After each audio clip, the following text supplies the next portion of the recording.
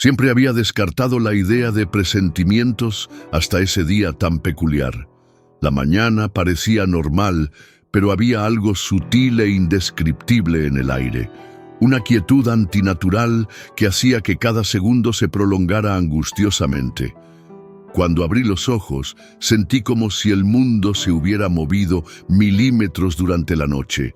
El sol brillaba, los pájaros cantaban, pero la sincronía habitual de la vida parecía haber fallado. Caminé por la casa sintiendo una palpable extrañeza en las cosas más banales: mi café, el periódico, el ruido de la ciudad afuera, todo resonaba con una nota disonante. Al salir a trabajar, la sensación de desplazamiento creció. Las calles estaban llenas, la gente corría como siempre, pero era como si yo estuviera desconectado de la realidad que me rodeaba. Nadie pareció notarme. Mis mensajes quedaron sin respuesta. Mi reflejo en los escaparates parecía borroso, casi imperceptible. La idea de que algo profundamente personal estaba sucediendo comenzó a tomar forma en mi mente, alimentada por la inexplicable indiferencia del mundo que me rodeaba. En la oficina, la situación no hizo más que empeorar. Mis compañeros hablaban y reían, pero sus voces me llegaban como si estuvieran sumergidas en agua. Intenté participar, hacer notar mi presencia, pero mis palabras parecían caer en el vacío, sin eco, sin ser reconocidas. Una angustiosa invisibilidad comenzó a apoderarse de mí, haciéndome preguntarme si todo era solo un sueño muy vívido o una alucinación. Al mediodía decidí volver a casa. El camino se desarrolló como una película en cámara lenta. Cada paso resonaba con una gravedad que me hundía. La realidad parecía fragmentada y yo estaba perdido entre sus grietas. Al llegar, corrí hacia el espejo más cercano, una costumbre banal para confirmar mi humanidad, pero lo que vi o no vi fue el golpe más duro. Mi imagen se volvió borrosa, casi borrada, como si yo mismo estuviera desapareciendo del mundo material. Ese día marcó el inicio de un profundo viaje introspectivo, en el que las líneas entre la vida y la muerte, la existencia y la inexistencia, parecían borrosas. Era una premonición de algo inminente, algo que tal vez ya estaba sucediendo sin que yo pudiera darme cuenta o intervenir. La realidad tal como la conocía había cambiado y necesitaba descubrir por qué antes de que fuera demasiado tarde.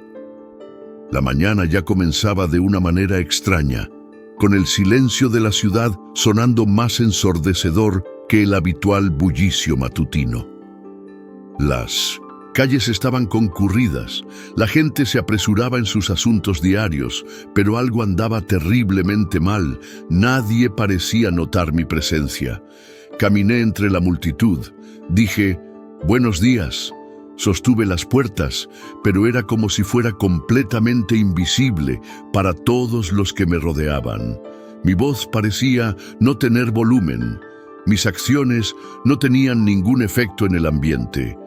Cuando revisé mi celular, me di cuenta que mis mensajes enviados hace horas seguían sin respuesta, sin señal de lectura, sin acuse de recibo. Fue como si de repente me hubieran borrado de la vida de todos, sin previo aviso ni explicación.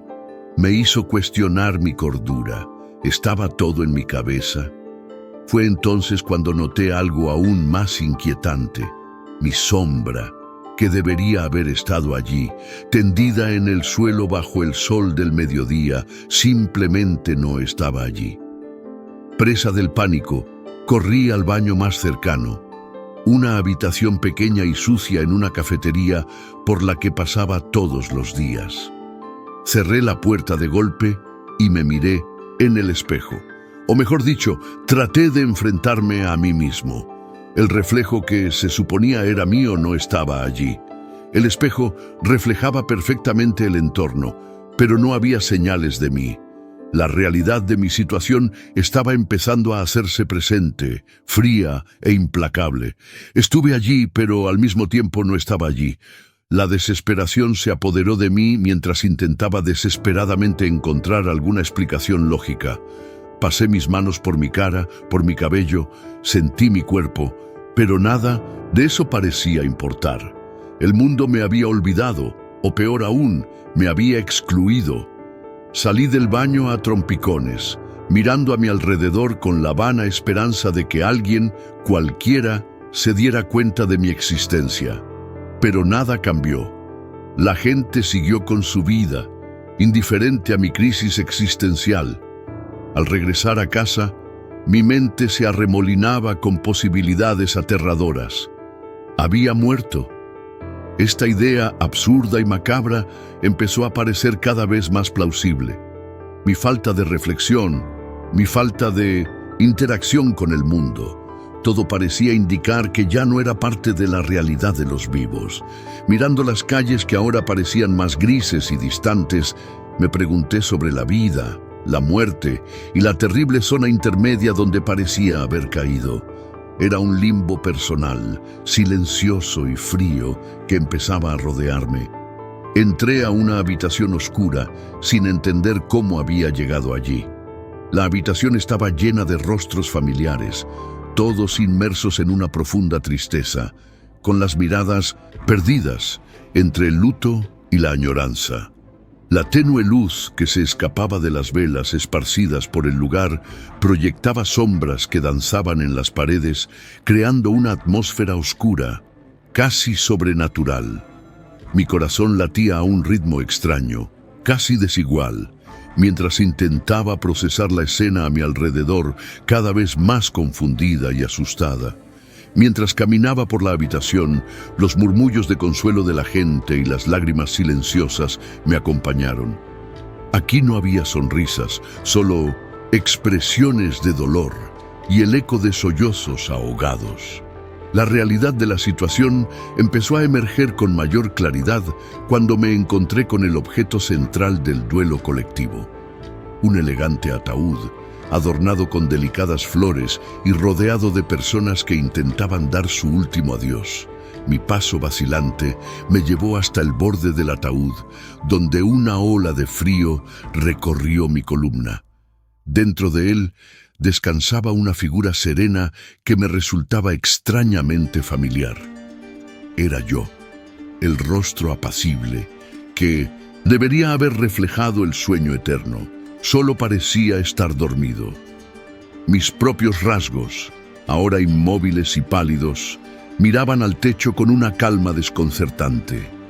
El shock de verme allí, inerte y silencioso, me paralizó. Parecía que me faltaba aire en los pulmones mientras luchaba por aceptar la surrealidad de la escena, mi propio velorio, mi propia despedida, y yo estaba allí, espectadora y protagonista de una narración que no lograba comprender. La gente a mi alrededor continuaba con su ritual de luto, indiferentes a mi presencia confusa y desesperada. Era como si estuviera atrapado en una vívida pesadilla, sin capacidad para despertarme o escapar. La cruel ironía de estar vivo en mi propio velorio me golpeó con toda su fuerza. Entre la negación y la aceptación, un torbellino de emociones me consumió. Cada rostro familiar, cada gesto de tristeza, añadía peso a mi agonizante situación. Estaba allí, pero al mismo tiempo no estaba allí, perdido en un limbo entre lo que era real y lo que no podía ser. La lucha por comprender mi existencia, mientras enfrentaba la evidencia de mi propia muerte, se convirtió en la batalla más desafiante y dolorosa de mi vida. Permanecí inmóvil, absorbiendo cada palabra, cada gesto. En la sala resonaron elogios y recuerdos de quien se suponía que yo era, y cada orador añadió su propia versión de mi historia. Escuché sorprendido cómo colegas que apenas me habían hablado mientras estaba vivo, ahora proclamaban nuestra supuesta cercanía. Era un tapiz de recuerdos distorsionados, tejido más por conveniencia o la necesidad de darle sentido a mi partida que por una verdad sustancial. Y entre los elogios, las pausas pesadas, llenas de cosas no dichas, pero sentidas intensamente. Mientras observaba, personas que conocía pero con las que compartía poco más allá de saludos cordiales, hablaban de mí con una intimidad ficticia. Describieron hazañas que nunca logré y virtudes que nunca poseí. La ironía de sus palabras resonó dolorosamente en mí, revelando lo poco que nos conocemos realmente. En cambio, algunos que me odiaron en vida derramaron lágrimas y lamentaciones como si hubieran perdido a un querido amigo. El teatro de duelo, representado con tanta pasión, era desconcertante y revelador. La discrepancia entre los rostros públicos y privados de las personas nunca ha sido más evidente que en este momento de despedida. Ahora vi claramente cómo la hipocresía social estaba entrelazada en las relaciones humanas. Un juego de apariencias, mantenido incluso ante la muerte. Los homenajes continuaron, pero cada palabra de elogio me hizo reflexionar sobre las muchas veces que no logré expresar genuinamente mis sentimientos y pensamientos a quienes me rodeaban, eligiendo el silencio o palabras tibias que no significaban nada. Al reflexionar sobre mi vida, me di cuenta de las oportunidades perdidas de amar, perdonar o simplemente ser yo mismo sin miedo a las consecuencias. Ahora, frente a la eternidad, esos fracasos resonaban con dolorosa claridad. Ya era demasiado tarde para corregir cualquier malentendido, para decir las palabras no dichas o para cambiar la impresión que dejé. La cruda verdad era que había dejado un legado de verdades a medias e inacción, y ninguna cantidad de lágrimas o elogios póstumos podrían alterar esa realidad.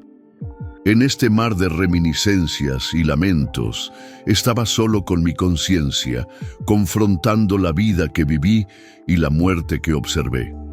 Cada homenaje se convirtió en un espejo que reflejaba no solo cómo me veían los demás, sino cómo me veía yo a mí mismo. La dura verdad fue que, a pesar de todas las falsedades y exageraciones, la responsabilidad de mi historia incompleta e incomprendida recaía enteramente en mí.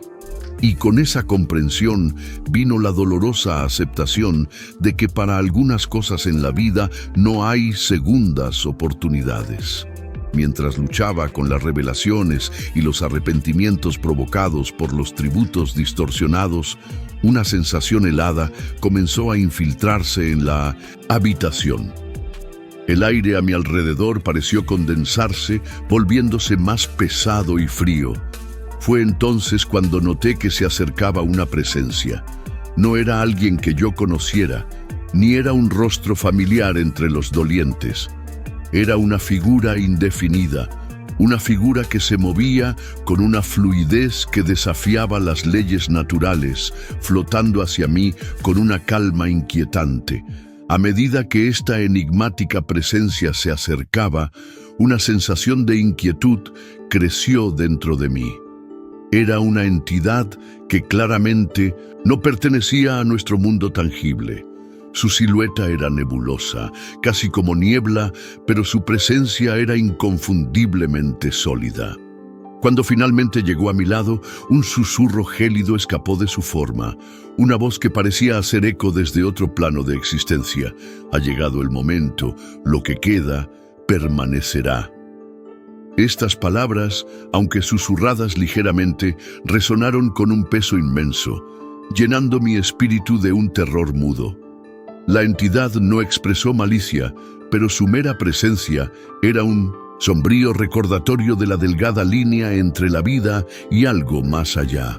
Cada palabra susurrada parecía tejerse alrededor de mi ser, una promesa de finalidad ineludible.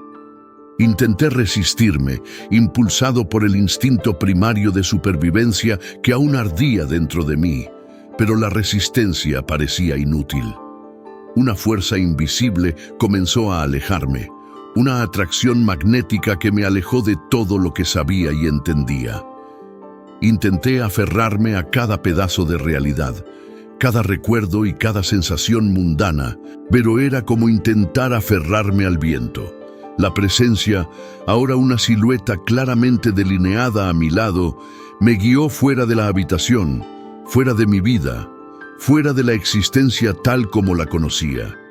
Mientras me conducían por el pasillo que parecía durar una eternidad, una aceptación resignada comenzó a invadirme. La realidad de mi propio despertar, las dolorosas verdades reveladas y ahora este cruce hacia lo desconocido, todo parecía ser parte de un ciclo más amplio que apenas estaba comenzando a comprender. El susurro de la presencia ya no era solo una voz, sino una invitación a explorar los misterios que se esconden más allá del velo que separa los mundos. Una invitación que, a pesar de todo mi miedo, sabía que no podía rechazar. Mientras la presencia me guiaba a través de la oscuridad que parecía tragarse todo a mi alrededor, un solo pensamiento golpeaba en mi mente. ¿Realmente sentimos el día en que vamos a morir? El recuerdo de haberme despertado inusualmente esa mañana, con una sensación incómoda e inexplicable, ahora cobraba amargo sentido. Lo había sentido, sí, pero en ese momento no entendía las señales. Y a medida que me alejaba más y más de la realidad que conocía, el peso de esa comprensión se hizo más profundo y doloroso. Esta reflexión generó una serie de preguntas sobre con qué frecuencia ignoramos nuestros propios instintos o las pequeñas señales que nos ofrece la vida. En nuestra rutina diaria, ¿cuántos de nosotros realmente nos detenemos a escuchar lo que nuestro corazón y nuestra mente intentan decirnos? Había ignorado esos susurros hasta que fue demasiado tarde, y ahora, mientras seguía a esta entidad hacia un destino desconocido, lamenté las oportunidades perdidas de prestar atención a mis propios presentimientos. La sensación de aislamiento cuando lo llevaron se convirtió en una metáfora conmovedora de cómo a menudo vivimos nuestras vidas, rodeados de gente, pero fundamentalmente solos, con nuestros pensamientos y miedos. Este aislamiento se destacó ahora más que nunca. Aunque estuve rodeada de conocidos en mi velorio, nadie se dio cuenta realmente de lo que estaba pasando. Nadie escuchó mis silenciosas súplicas de comprensión o ayuda. Este viaje, aunque oscuro e incierto, me ha aportado una claridad que nunca había tenido en mi vida. La respuesta que mi ser buscaba sobre la muerte y el destino se estaba revelando no a través de las palabras, sino a través de la experiencia de cruzar hacia lo desconocido. Quizás la verdadera comprensión de nuestra propia mortalidad solo llegue cuando nos enfrentemos a ella, cuando ya no haya vuelta atrás, no haya tiempo para reconsiderar las decisiones que hemos tomado. El pensamiento final que resonó cuando la oscuridad me envolvió fue un mensaje tanto de advertencia como de revelación. Sí, tal vez sentirás el día de tu muerte, tal como lo sentí yo. Y quizás para usted también sea demasiado tarde para cambiar el curso de los acontecimientos.